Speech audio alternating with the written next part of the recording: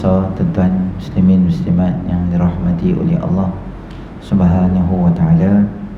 Pertamanya kita panjatkan kesyukuran kita kepada Allah Subhanahu wa taala kerana dengan limpah rahmatnya Allah Subhanahu wa taala beri kita sama-sama peluang berada dalam majlis ilmu kita pada malam ni.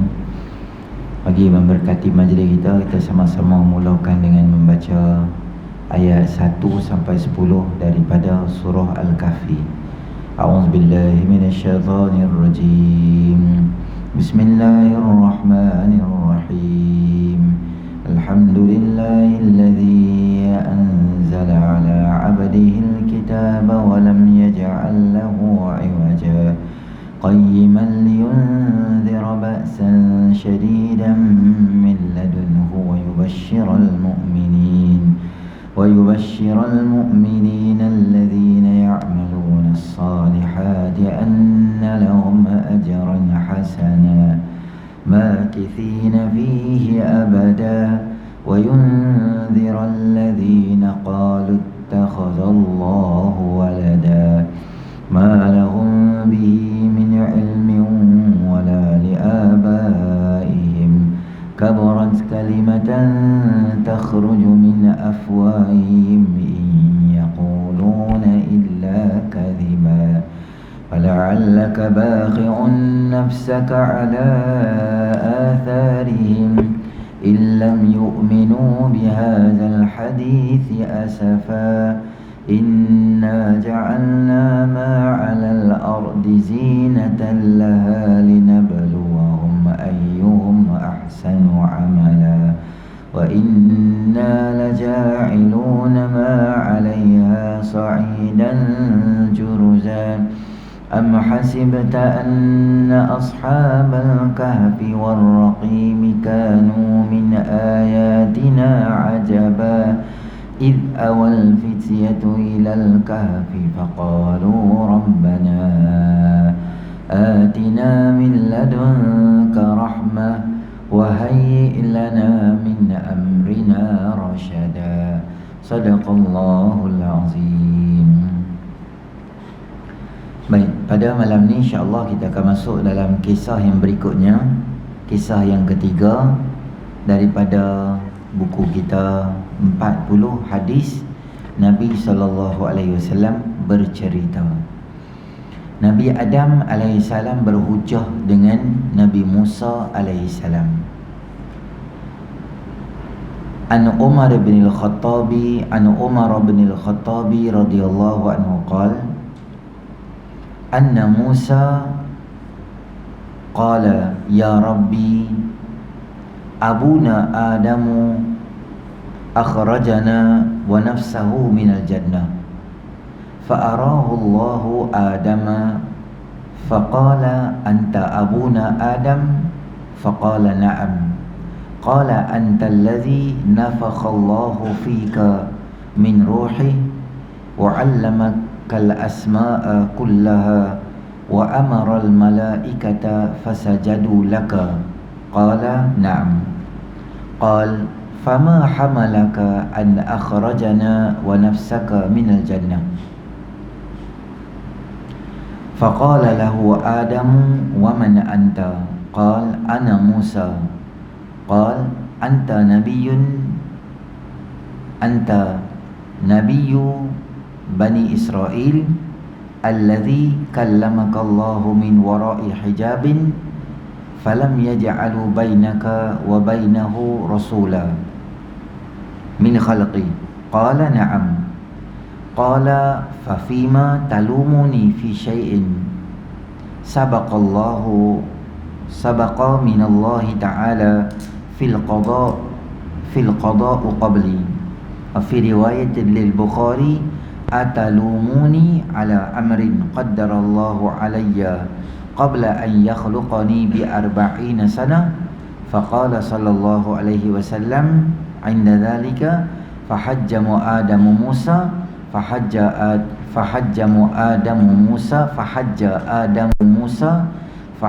Adamu Musa rawahu Bukhari. Artinya daripada Sayyidina Umar Al-Khattab radhiyallahu anhu, berkata bahawa Rasulullah sallallahu alaihi wasallam bersabda, Nabi Musa alaihi salam pernah satu hari berkata, wahai Allah, bapa kami iaitu Adam alaihi salam telah mengeluarkan kami daripada dan dirinya sendiri daripada syurga Allah Subhanahu wa taala. Nabi Adam alaihi salam, Nabi Musa alaihi salam ini adalah satu nabi yang Allah lahirkan dia, nabi yang sangat kental dan sangat banyak ujian Allah bagi kat dia. Start daripada kecil lagi teruk lah, dengan Fir'aun mimpi siapa baby boy beranak aku kena bunuh, sampai mak dia baby beranak Nabi Musa risau takut Fir'aun dengan tim dia bunuh, lempak masuk dalam peti, masuk dalam sungai. Fir'aun jumpa belah dia pula. Lepas tu Fir'aun hambat dia lari ke Madian. Lepas tu nak kena balik lawan, nak kena dakwah dengan Nabi Musa dengan Fir'aun pula. Punya tak guna sedik Fir'aun ni, hari-hari kira penat Nabi Musa ni duk layan Fir'aun. Mati habis dah Fir'aun, semua tenggelam semua dah. Merentas Laut Merah semua selesai dah. Pi balik sana pula, umat dia pula buat perangai sembah Samiri lah apa lah. Jadi kehidupan ni penuh dengan ujian. Penuh dengan ujian. Sebab tu dia dapat Nabi Ulul Azmi. Nabi Allah Ulul Azmi tu bermula pada Nabi SAW, Nabi Ibrahim, Nabi Musa, Nabi Isa dan Nabi Allah Nuh alaihissalam. Semua 5 Nabi tu termasuk dalam kita panggil sebagai Nabi Ulul Azmi, orang yang paling banyak kena. Jadi Nabi Musa AS kata, dia duk ingat di hati lah, kalaulah Nabi Adam ni dia tak makan buah larangan, jadi tak ada lah benda kena menghadap benda-benda ni semua. Maksudnya tak ada, benda ni tak ada. Maka dia pun teringat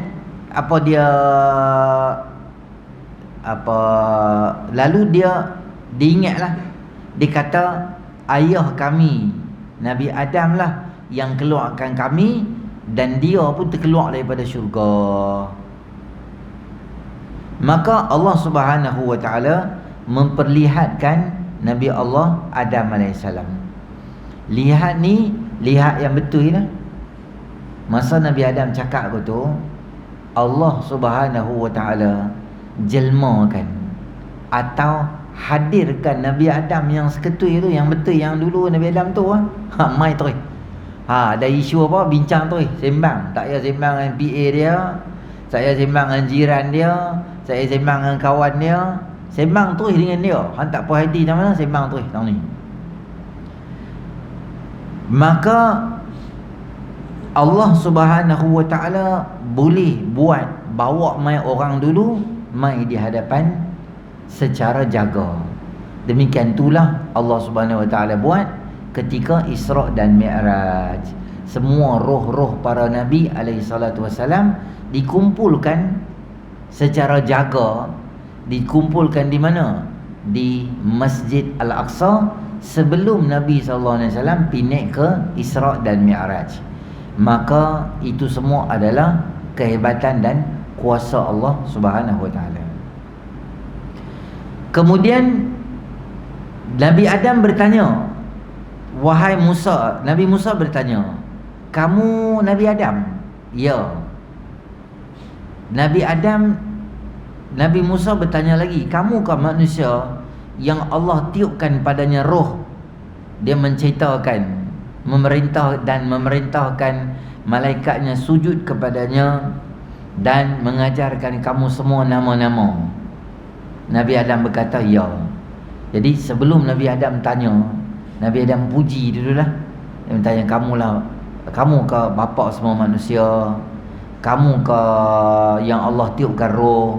Dan Allah ajak semua benda kat Nabi Adam AS. Kira macam download masuk semua ilmu. Katalah contoh Nabi Adam main time ni, walaupun benda tu tak ada di zaman dia, dia tahu. Komputer, laptop, gadget, nak operasi mesin di kilang, nak apa benda-benda yang manusia tak pernah tahu zaman dulu pun, kalau dia main sekarang ni, wa 'allama adama al asma'a kullaha, semua nama-nama Allah Ta'ala, ilmu Allah ajak pada Nabi Allah Adam AS, sehingga dia boleh ajak manusia-manusia lain. Maksudnya hebatlah Nabi Adam ni. Kemudian Nabi Musa bertanya lagi, kenapa kamu keluarkan kami dan daddy kamu daripada syurga? Direct lah, senang, mudah bincang betul. Dia direct terus dia tanya, awak lah pi buat satu benda yang kami semua terkeluar pada syurga ni sebab apa? Tanya siapa? Tanya Nabi Musa. Maka Nabi Adam AS berkata, kamu Nabi Musa, keturunan Bani Israel, kamulah orang yang Allah bicara kamu tanpa perantaraan. Allah sebut wa kallamallahu Musa taklima. Allah cakap atau berbicara dengan Nabi Allah Musa AS direct gitu. Jadi perbahasan percakapan Allah ni panjang lah. Kalau kita tengok dalam ilmu kalam, ilmu akidah, ilmu tauhid ni, perbincangan berkaitan dengan kalam Allah ni, kalam tu kalam lafzi ke, kalam maknawi ke, banyak perbahasan dia. Tu kita bincang dalam akidah. Sehingga akidah kita ni, akidah sifat 20 ni, atau digelar ilmu tauhid, atau digelar juga ilmu kalam. Sebab apa dinamakan ilmu kalam? Sebab perbincangan tentang kalam ni terlalu luas dan panjang dan mendalam, sehingga seolah-olah seluruh sifat-sifat 20 ni dikuasai atau didominasi oleh sifat kalam. Tanpa perantaraan seorang makhluk pun yang dijadikan sebagai utusan antara engkau dan Allah Ta'ala. Nabi Musa berkata, ya. Dan Nabi Adam berkata, kenapa kamu mencelaku di atas perkara yang kamu sudah ketahui terdahulu ketetapan Allah Ta'ala sebelum aku diciptakan lagi. Dalam riwayat Al-Bukhari disebutkan, Allah telah menetapkan dalam kitab Taurat 40 tahun sebelum aku diciptakan. Kemudian Nabi SAW bersabda, maka Adam berhujah kepada Musa dan Adam berhujah kepada Nabi Musa AS. Jadi bila Nabi Adam tanya kat Nabi Musa, kamu Bani Israel ke, kamu ke Nabi, kamu ke yang boleh cakap direct dengan Allah? Kemudian Nabi Adam AS kata, sebab apa yang salahkan aku? Sedangkan benda ni ketentuan Allah Ta'ala, dan bukan Allah tentu untuk aku. Dalam kitab kamu, dalam kitab Taurat sendiri, ada dah cerita tentang 40 tahun sebelum ciptanya dunia dan segala macam manusia ni telah dituliskan takdir dan kuasa Allah Ta'ala. Maknanya dalam perancangan Allah, Nabi Adam AS memang akan turun ke muka bumi. Dalil, inni ja'ilun fil ardi khalifah, aku nak lantik satu khalifah turun mai kat muka bumi. Jadi mau tak mau kena turun juga ke muka bumi untuk jadi khalifah. Jadi khalifah. Baik, kita tengok huraian dia dan kita tengok beberapa perbahasan lain pula. Hadis di atas cerita tentang pertemuan Musa AS dengan Nabi Allah Adam AS. Saya cerita tadi kat tuan-tuan, Allah Subhanahu Wa Ta'ala boleh zahirkan atau bawa mai siapa-siapa sahaja di muka bumi ini untuk dipertemukan. Nabi Musa AS bertemu secara yaqadhah, secara berjaga dengan Nabi Allah Musa AS. Ada seorang sahabat Nabi SAW, nama dia sepupu Nabi, nama Sayyidina Ja'far bin Abu Talib. Sayyidina Ja'far ni anak kepada Abu Talib, yang Nabi duduk kat rumah dia punya lama tu. Masa tu Ja'far dah sekali lah. Siapa lagi dalam rumah tu? Sayyidina Ali dah juga. Ja'far ni abang pada Sayyidina Ali. Dia meninggal dalam mana? Dalam perang Mu'tah di Jordan. Di Jordan, Nabi tak pergi perang tu, Nabi hantar sahabat 3-4 orang, mereka lah yang lead perang tu. Dalam peperangan tu, Sayyidina Ja'far radhiyallahu anhu mengalami kecederaan yang parah. Antaranya adalah mereka telah memotong tangan Sayyidina Ja'far kerana dia pegang liwa'ul hamdi, maknanya dia pegang bendera Islam. Bila dia pegang bendera, Depa orang kafir ketika tu, depa pantang. Maksudnya selagi bendera tu tegak, maknanya kemenangan masih milik umat Islam. Kalau bendera tu jatuh, baru kira kalah.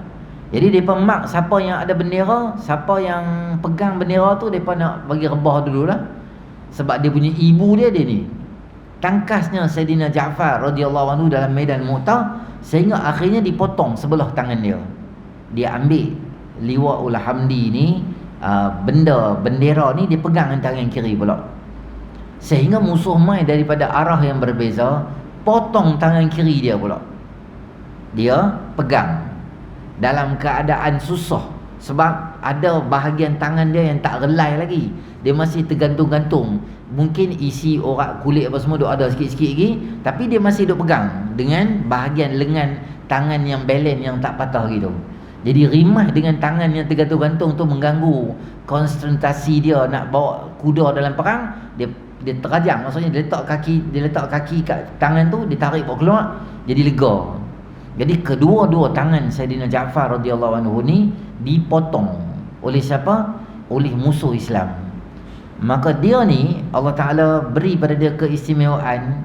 Dalam orang yang mati syahid ni, diletakkan dia dalam temolok burung yang kala hijau, dan dia akan terbang secara bebas. Semua orang yang mati syahid macam tu. Saidina Ja'far satu hari dia minta izin pada Allah Subhanahu Wa Ta'ala untuk datang ziarah Nabi SAW. Dia mai ziarah, di-escort oleh malaikat, tetapi kedua-dua tangannya itu bersayap. Kedua-dua tangan tu ada sayap. Dia digelar Ja'far At-Tayyar. Tayyar tu adalah sayap, seolah-olah keistimewaan Allah beri kepada Saidina Ja'far. Muka Saidina Ja'far ni sepupu Nabi lah. Muka sama macam Nabi sallallahu alaihi wasallam. Ada beberapa orang muka dia sama macam Nabi. Ada berapa orang? Ada beberapa muka sama macam Nabi. Masih abang tak tuan-tuan, muka hak saya buat catatan. Pertama, muka sama macam Nabi tahu siapa? Cucu Nabi sallallahu alaihi wasallam, Saidina Hasan. Saidina Hasan ni daripada muka sampai pinggang dia macam Nabi.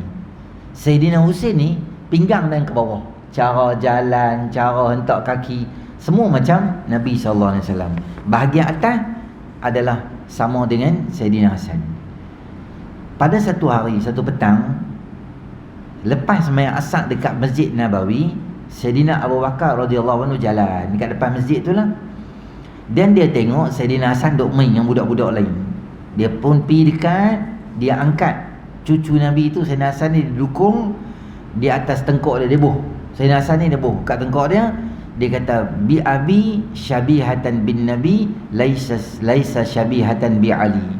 Dia kata, hang ni, dia kata dekat Saidina Hasan ni lah, kamu ni, style kamu ni tak sama langsung dengan bapak kamu. Style kamu sama macam Nabi. Kamu ni lebih sama, lebih pada Nabi, lebih pada ayah kamu lagi. Maknanya hang tak, style tu tak ikut style ayah lah, style tu ikut style Nabi. Dan bila dia besar pun memang muka dia macam muka Nabi SAW. Ialah cucu kan, satu. Yang kedua, Saidina Ja'far tadi yang kita habaq tadi tu, dia ni sepupu Nabi SAW, dan dia beza dengan Saidina Ali. Abang adik tu, dia tua 10 tahun lebih daripada Saidina Ali. Saidina Ali adik lah, 10 tahun muda. Dan Nabi SAW pernah sebut, Ashbahta khalqi wa khuluqi. Nabi kata dekat Saidina Ja'far, kamu ni fizikal dengan perangai, bentuk badan, rupa, muka pun macam aku, perangai pun macam aku juga, Saidina Ja'far ni. Hadis tu riwayat Imam Bukhari. Masa ni Nabi cakap sebab dia ada sedikit lah isu dengan Saidina Ali dengan Saidina Zaid, sebab berebut nak jaga anak Saidina Hamzah radhiyallahu anhu. Maka Nabi SAW macam nak pujuk daripada 3 orang, Nabi cakap lah hadis ni, Ja'far radhiyallahu anhu, anak-anak dia lah menjadi dalil bahawa boleh potong rambut botak. Boleh, bukan suruh. Bila Nabi pergi rumah dia, anak-anak dia ni, anak sepupu lah, Anak sepupu Nabi ni anak pada Saidina Ja'far.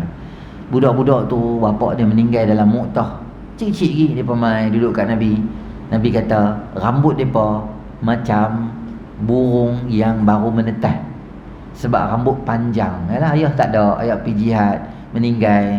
Anak-anak tu tak apa-apa, macam tak tahu apa terjaga sangatlah. Nabi SAW panggil tukang halak, tukang potong rambut.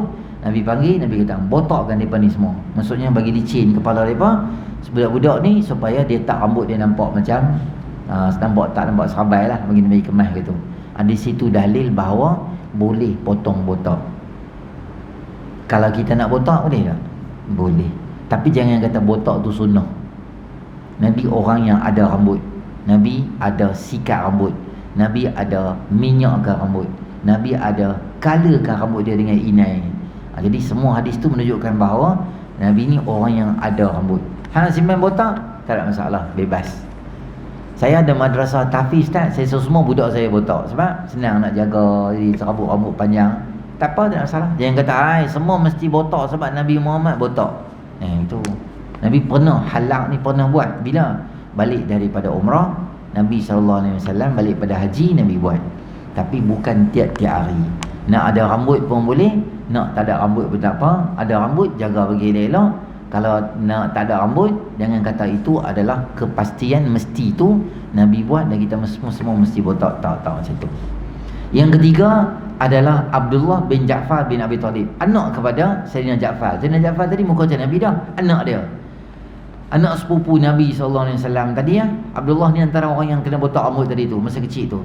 Lepas kematian ayah dia, Nabi SAW yang selalu jaga dan tengok-tengok mereka ni lah. Nabi selalu pergi rumah mereka, Nabi panggil dan Nabi kata kat budak-budak tu masa tu, Nabi kata dia, adapun Muhammad, siapa? Anak kepada Muhammad itu, Nabi mirip dengan bapa saudara Abu Talib, bapa saudara kita Abu Talib. Abdullah pula mirip fizikal dengan akhlak aku. Nabi puji pula.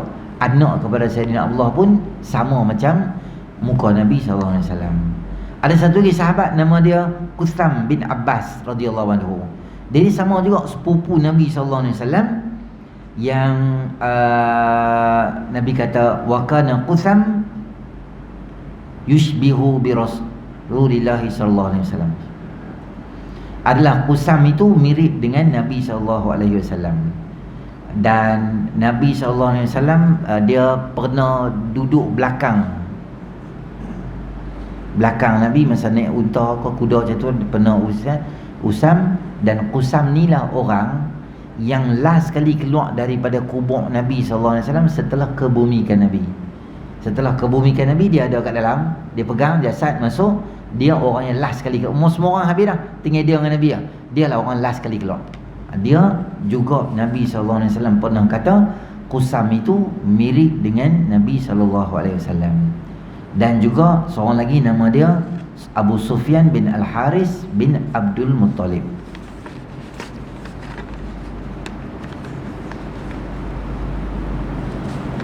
Adalah Abu Sufyan bin Haris mirip dengan Nabi SAW. Hadis riwayat Ibn Sa'ad. Dia adalah sepupu Nabi SAW, adik-beradik susuan dengan Nabi. Dan yang keenam, yang muka sama macam Nabi, nama dia Sayyidina Mus'ab bin Umair. Mus'ab bin Umair ni dia tak kena mengena dengan Nabi pun, adik-beradik. Tadi tu Sayyidina Ja'far, Sayyidina Hasan, apa semua tu adik-beradik. Ini outsider, tak kena mengena langsung dengan Nabi, adik-beradik, talian darah apa tak ada. Tapi Mus'ab dia muka sama macam Nabi SAW. Dia anak muda Quraisy, handsome, kaya, kena halau dengan bapak dia sebab dia pilih Islam. Bapak dia tak mau, bapak dia perambat dia.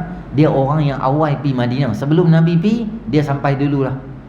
Dia dah kira kita kata dah buat persiapan, bagi tahu pasal Nabi ni siapa. Nabi tak main lagi, orang dah semangat dah. Padahal tak Islam lagi masa tu. Maksudnya awal-awal tu. Siapa yang angkara, yang hebat sangat ni, nama dia adalah Sayyidina Mus'ab bin Umair radhiyallahu anhu. Setahun lepas tu, 3 tahun lepas tu beliau mati syahid dalam perang Uhud. Orang yang bunuhnya adalah Ibnu Qami'ah. Ketika itu dia menyangka Mus'ab itu Nabi SAW. Dalam perang Uhud dia meninggal. Tapi orang yang bunuh dia nama Ibnu Qaimah. Ibnu Qaimah ni dia bunuh ni Mus'ab bin Umair. Dia pergi habaq kat semua orang, aku dah bunuh Nabi, aku dah bunuh Nabi, aku dah bunuh Nabi. Tak Nabi duk elok ya. Dia kata bunuh Nabi. Dia kata aku dah bunuh tadi. Dia sampai orang dalam keadaan kelang kabut tu, dia boleh jadi confused. Sebab muka tu dan style tu hampir-hampir nak sama dengan baginda Nabi SAW. Itu 6 orang sahabat hak sama dengan Nabi. Kalau di kalangan Nabi, Nabi sama dengan siapa? Dengan Nabi Ibrahim AS.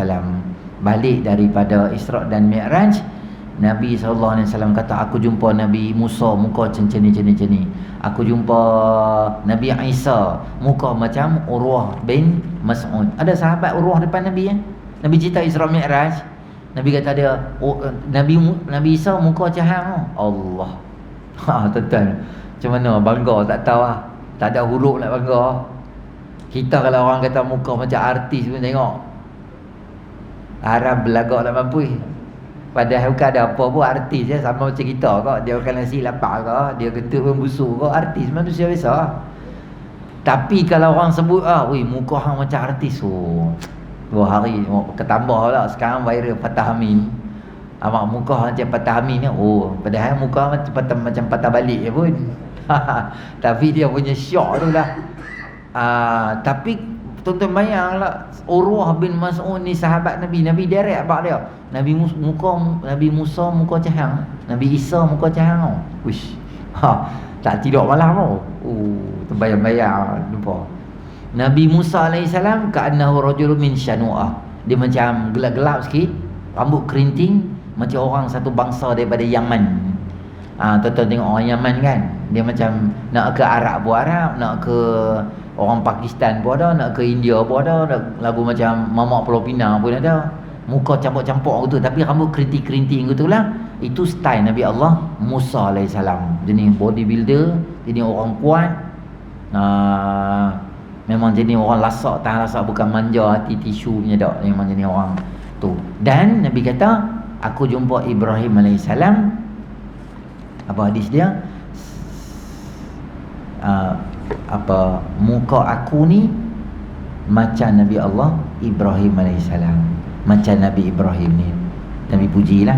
Dan dalam hadis lain Nabi sebut, aku adalah zuriat keturunan yang paling menyerupai Ibrahim AS.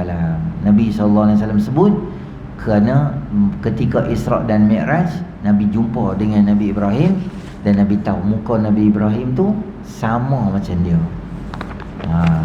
Sonok lah, muka macam Nabi. Kita ni muka je penyamun. Dia bolan TV kan, seorang penyamun telah melarikan diri. Kosok mata tengok, Allah je muka je aku. Jangan polis tahan sudah. Aduh. Sementara Nabi Adam pula sudah mati ribuan tahun, lama dah. Maka Allah berkuasa mengatur pertemuan ini dengan cara yang dikehendakinya, seperti mana berlaku pada Nabi SAW dengan para anbiya ketika Isra' dan Mi'raj. Baginda bersolat bersama mereka, bercakap dengan Rasul dalam perjalanan Isra' di lapisan langit. Bukan kata semayang kat bawah je. Kemudian kan Nabi jumpa Nabi Ibrahim, jumpa Nabi Yusuf, jumpa Nabi Musa, beberapa Nabi Allah jumpa kan. Maksudnya mereka hidup lah. Walaupun daripada meninggal, mereka masih hidup lagi. Dalam pertemuan itu Nabi Musa AS dan Nabi Adam AS berhujah suasana dan tenang dan menjaga adab dan sopan. Mereka berhujah untuk mencari kebenaran, bukan untuk bertengkar. Bukan bertengkar untuk memuaskan nafsu dan sanggup menegakkan benang yang basah untuk mencapai kemenangan. Kedua-dua mereka saling hormat di antara satu dengan lain dan mengakui kelebihan. Itu cara debat lah, bukan debat, tanya. Jadi kita pun tuan-tuan, dalam hidup kita ni, kalau kita ada apa-apa benda yang kita agak confused, betul tak betul, orang ni buat macam ni, AJK ni buat macam ni, dia tu buat macam ni, kita kenal dia. Jadi adalah baiknya kita berhubung terus dengan orang tu. Berhubung terus dengan orang tu, jadi kita tahu, oh isu dia macam ni, Sebab biasanya dia akan ada dua cerita dalam cerita apa pun. Cerita dia ni macam dia ni, cerita dia ni macam lain pula.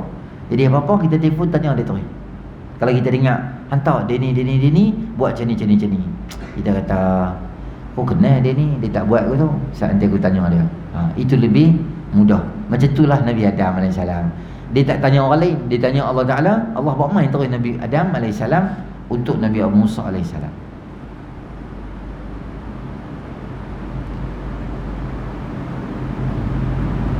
Hujah ni bila orang cakap benda yang betul, kita terima. Debat ni maknanya kalau orang cakap benda betul, kita jadi bebal, boleh jadi marah, boleh dia bezalah. Isu ni dua orang ni bukanlah nak bergaduh, nak tanya kebenaran.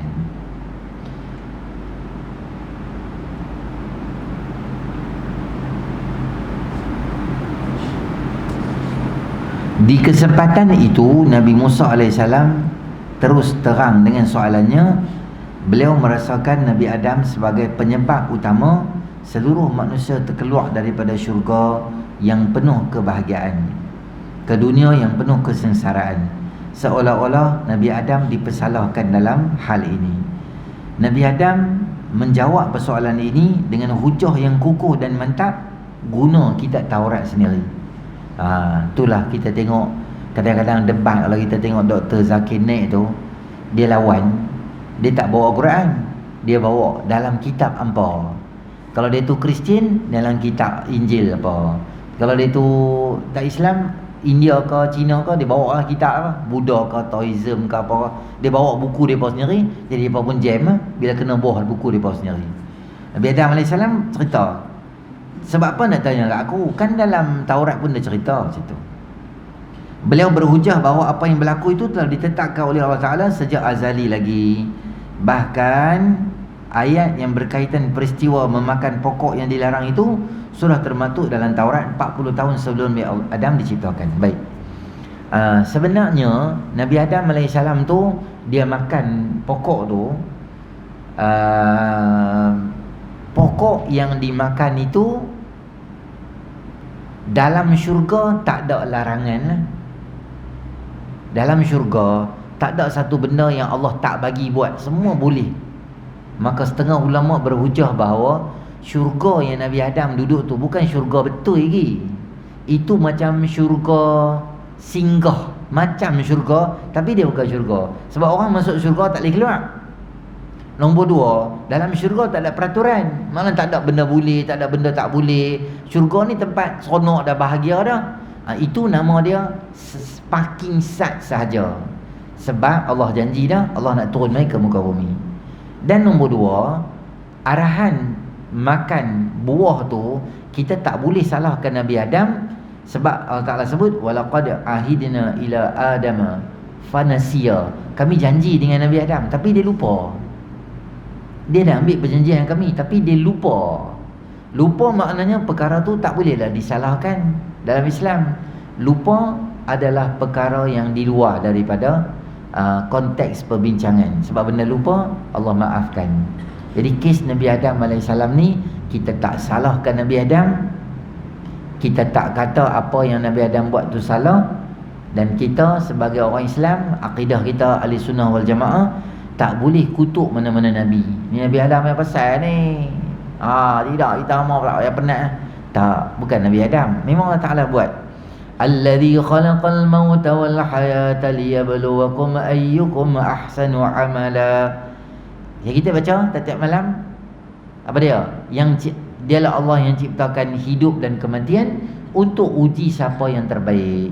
Kalau duduk di syurga mana ada terbaik amal soleh? Tak ada. Di dunia ni lah nak uji baik ke tak baik ke, jahat ke tak jahat ke. Sebenarnya kesemua ni adalah sebahagian daripada ketentuan Allah Subhanahu wa Ta'ala. Allah yang buat semua benda ni. Kemudian pokok tu tuan-tuan, dia bukan nama pokok khuldi. Pokok khuldi tu nama siapa bagi? Setan yang bagi nama tu. Syajaratul khuldi wa mulkil la yabla. kalau kamu makan ni, ini nama dia pokok kekal. Khuldi dalam bahasa Arab maknanya kekal. Maknanya ni buah special, magic. Kalau hang makan, hang akan duduk sini sampai bila-bila. Hang akan tak keluar dah daripada sini. Syaitan dia rajau Nabi Adam AS. Nama tu, nama dia adalah pohon larangan. Tetapi nama khuldi siapa bagi? Syaitan bagi. Nama yang syaitan bagi tu, dia lebih glamour daripada nama Quran bagi. Semua orang tanya. Kita pergi tanya dekat semua orang lah, siapa pun kita tanya, Nabi Adam makan buah apa? Sebab tu dia tak boleh apa nama, dia kena keluar. Nabi Adam makan buah khuldi. Buah khuldi tu bukan nama buah. Itu nama buah, nama istilah dia buah kekal di dalam syurga. Tapi tu bukan buah lah. Sebenarnya saya cerita dekat tuan-tuan dulu, tak ingat cerita ke tak? Tujuan Allah Ta'ala buat macam tu adalah sebenarnya nak zahirkan perangai sebenar syaitan, Iblis. Iblis ni dia ibadat pada Allah tak ikhlas. Tapi Allah Subhanahu Wa Ta'ala tunggu masa sesuai nak dedahkan perangai Iblis ni macam mana. Ketika Allah buat Nabi Adam, betul dia tunjuk perangai betul dia, true color dia tunjuk pada pahai pula aku nak sujud. Padahal dia ni orang harapan lah. Dulu kira orang hebat lah, malaikat-malaikat semua macam sanjung dia lah. Tapi bila dia didedahkan untuk sujud pada Nabi Adam AS, maka dia tunjuk perangai sebenar dia. Baru semua orang makhluk yang ada kat langit, mereka tahu perangai sebenar daripada Iblis ni. Dia bukan nak sembah pada Allah Ta'ala, dia saja buat champion je. Dan sujud pada Nabi Adam tu pun bukan sujud ibadat. Bukan sujud ibadat. Sujud tu penghormatan. Macam kita cium Hajar Aswad lah. Kan? Macam kita sembah Kaabah. Bukan sembah Kaabah. Itu letak kepala tu, bukan kita sembah Hajar Aswad. Kan? Itu kita kiss je. Tu Nabi yang suruh. Kita buat lah. Bukan menyembah. Kerana sembah ni pada Allah sahaja. Itu dengan arahan di sujud. Sujud tu sujud penghormatan kepada Nabi Allah Adam AS. Firman Allah Ta'ala, wa asa Adamu rabbahu faghawa. Dan Adam telah menderhakai Tuhannya, lalu dia sesat. Baik, tang mana derhaka Nabi Adam kita bincang tadi dah. Kita bincang Nabi Adam tak salah. Sebab apa dia rasa Allah kata dia derhaka? Saya beritahu tuan-tuan, nak hantar azan dulu. Saya azan dulu. Tuan-tuan, perbuatan Nabi Adam AS itu disebabkan dia lupa. Tetapi apabila seseorang dia rasa bersalah, macam tu, dia rasa macam alamak, habis aku dah buat benda ni dah. Padahal benda tu adalah memang dalam konsep Allah Ta'ala nak kekal, nak keluarkan daripada syurga. Azan dulu.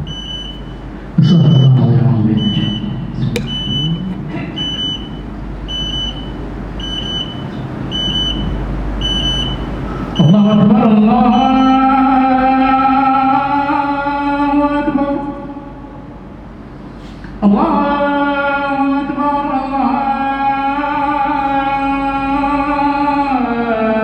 Allahu Akbar.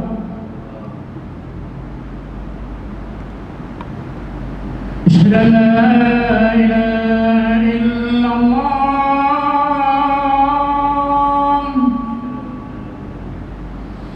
أشهد أن لا إله إلا الله.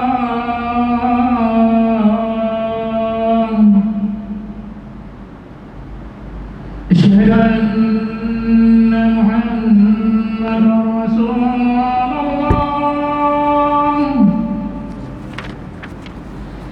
أشهد أن محمدا رسول الله.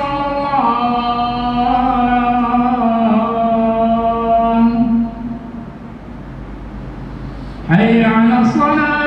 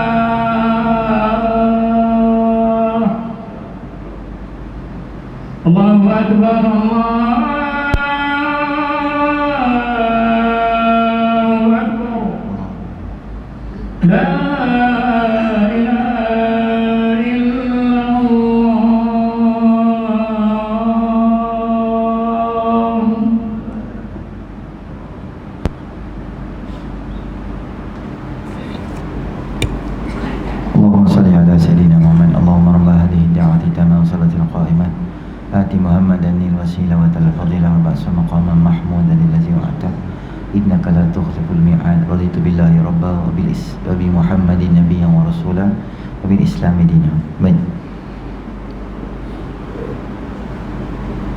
sambung cerita Nabi Adam AS. Jadi Nabi Adam AS dia rasa berdosa, dia rasa bersalah. Sebab tu kaedah dia, orang baik-baik ni kalau dia buat satu benda salah, dia rasa macam risau sangat. Tapi kalau orang selalu buat dosa, dia buat dosa besar pun dia tak rasa apa. Dalam hadis Nabi SAW sebut, orang baik kalau dia buat satu benda dosa, dia rasa macam gunung nak hempak atas kepala dia. Dia rasa risau sangat. Tapi kalau orang jahat, dia buat dosa yang besar, tapi dia rasa macam lalat kat hidung dia, macam tak ada apa benda tu. Sebab tu kadang-kadang tuan-tuan tengok ada orang yang dia jenis katalah dia jaga sajadah dia dah 20 tahun, dia tak pernah tinggal sajadah. Sekali dia tinggal, dia boleh menangis. Sebab dia rasa macam, ataupun solat jemaah lah, contoh dia bangkit subuh 7.30, katalah dia boleh menangis pagi tu. Orang tanya sebab apa nangis? Dia takut terlambat bawa subuh ke ni. Aduh, tak jaga betul. Sehari tu tengok dia berjabat, muka dia ser dia. Kita kata dia ni pahai, tinggal sembahyang subuh juga buat teruk. Baru sehari aku bertahun tak sembahyang, tak ada apa pun. Dia tak ada apa, tak sembahyang tak rasa apa. Sebab apa? Sebab dia buat dosa tu, dia rasa tak ada apa. Orang baik ni sekupang Tadi beli barang kedai apa semua, tengok dia kira-kira lebih sekupang. Allah, kat mana tu? Mana highway, mana ke apa? 2-3 hari lepas tu dia patah balik, pergi bagi kat kawan tu, balik kat cashier tu. Dia kata ni itu orang kira aku. Ni abang main pada mana ni? Main pada Penang ni. Main balik. RNR pergi bayar balik dia tu. Sebab kita tertinggal beli ayam, duit besar, duit kecil tak ada. Dia kata beli nasi dulu, saya main bayar. Kita pun beli nasi semua, saya main, lupa terus. Dia pusing balik pergi Bukit Gantang pergi bayar. Sebab dia tak tahu dia tu siapa dia. Oh, bagus dia. Sebab dia rasa macam tak senang. Uish, dia orang ni walaupun ayam tu teh ais ya, kita kata RM2 lebih ya, tapi dia sabut benda tu. Berbeza dengan orang jadi kaki buat dosa, dia hutang orang buat bodoh ya. Hutang beribu-ribu, dia buat macam tak ada apa-apa, dia buat relax gitu. Dia buat hidup dia biasa gitu lah. Dia siap pergi berjalan lah, tukar kereta lah, tukar motor lah, tukar apa lah, beli yang tu mewah lah, apa semua, pergi berjalan kata, tapi hutang tak banyak. Dia tak rasa berdosa. Nabi Adam AS, dia buat benda tu, dia rasa macam bersalah. Sebab apa saya beritahu tuan-tuan je tu? Tengok ayat berikutnya. Bukan Nabi Adam yang keluarkan dirinya dan zuriatnya, Allah yang keluarkan. Tapi Allah yang keluarkan dia dan zuriat dia. Patutnya kalau dia buat salah, dia seorang yang keluar, dengan isteri dia, dua orang keluar. Tapi Allah tentukan semua zuriat dia duduk bawah. Patut anak-anak dia masuk balik lah syurga. Sebab yang buat salah ni mak bapak ya. Apa anak kena punishment pula, dia patut masuk? Tak. Memang Allah Ta'ala plan nak buat turun semua ke bumi. Dan nombor 2, makan pokok yang dilarang tidak mestinya akan keluar dari syurga. Kerana harus bagi Allah ampunkan atau hukum dengan hukuman lain. Ada banyak lagi hukuman. Sebab apa Allah buat keluar dia? Sebab memang plan dia tu memang nak buat keluar. Dalam plan, master plan tu, memang manusia turun di muka bumi. Perancangan ini disebutkan dalam kitab Taurat 40 tahun sebelum Nabi Adam dicipta. Perkara ini diingatkan oleh Nabi Musa kepada Nabi Musa kerana kitab Taurat diturunkan kepadanya. Jadi Allah yang mengeluarkan Nabi Adam dari syurga kerana terdapat padanya banyak masalah dan faedah. Antaranya untuk melantik Adam jadi khalifah di muka bumi dan yang mengurus tadbir bumi mengikut kehendak Allah Ta'ala. Jadi tujuan Allah Ta'ala hantar mai kat muka bumi ni nak suruh jadi khalifah, nak suruh jaga bumi ni bagi elok-elok. Jangan bagi bumi ni pada orang yang tak baik dan tak elok. Dan kemudian bukan Allah tinggal kat dunia je, Allah masuk balik dalam syurga. Siapa masuk? Orang yang baik dekat dunia, Allah masuk balik. Demikian itu ialah kisah yang berlaku pada Nabi Allah Adam AS. Nanti insya-Allah kita akan tengok dan siri akan datang malaikat menguruskan jenazah Nabi Adam. Nanti kita bincang bagaimana Nabi Adam meninggal. Nabi Adam kata kat anak dia, aku teringin sangat nak makan buah macam dalam syurga. Apa pergi cari maisat buah kat aku? Dia berjalan keluar, jumpa malaikat maut. Malaikat maut kata, "Apa pergi mana?" "Kami cari buah ya, kami suruh cari buah." "Buah pun tak payah, apa tak payah. Mai jom, mai. Aku malaikat maut nak ambil nyawa ayah hangpa. Ayah hangpa makan buah dalam syurga ya. Buah-buah dunia orang mengarut." Macam itulah. Nanti kita tengok perincian fawaid daripada hadis tu, apa semua tu kita tengok.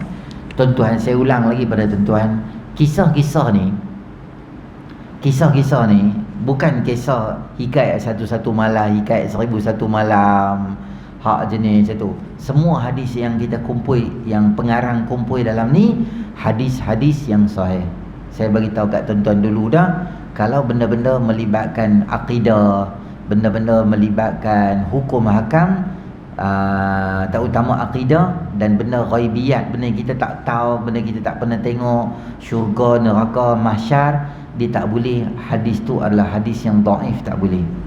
Hadis tu mesti sama ada dia hasan atau dia sahih, mutawatir ataupun dia hasan, tak kira lah hasan li zati ke hasan li ghairi ke, boleh jadikan hujah. Atau adapun hadis-hadis yang mungkar ataupun dhaif ataupun la asla lahu lah, apa semua ni pengarang tak masukkan dalam perbincangan.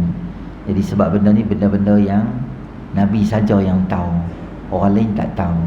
Kebanyakan hadis kita tu, bukan kebanyakan, kesemuanya hadis itu adalah hadis-hadis yang sahih. Jadi insyaAllah kita berhenti sini dulu. Esok tuan-tuan 25 bulan saya ada forum di Masjid Al-Malik Khalid USM. Saya Ustaz Yusuf Yaakob dan Ustaz Firdaus Syahul Hamid, insyaAllah tuan-tuan kesempatan selepas Isyak di Masjid USM insyaAllah. A'udzubillahi minasyaitonir rajim. Bismillahirrahmanirrahim. Alhamdulillahirabbil alamin. Wassalatu wassalamu ala asyrafil anbiya'i wal mursalin wa ala alihi washabbihi ajma'in. Allahumma anfa'na bima 'allamtana wa 'allimna ma yanfa'una wa zidna ilma. Rabbana atina fid dunya hasanah wa fil akhirati hasanatan wa qina 'adzaban nar. Wa sallallahu ala sayidina Muhammadin nabiyil ummi wa ala alihi wa sahbihi ajma'in. Lahum fiha subhanakallahumma wa tahiyyatuhum fiha salam. وآخر دعواهم أن الحمد لله رب العالمين. سبحانك اللهم وبحمدك أشهد أن لا إله إلا أنت نستغفرك ونتوب إليك. والعصر إن الإنسان في خسر إلا الذين آمنوا وعملوا الصالحات وتواصوا بالحق وتواصوا بالصبر. سبحان ربك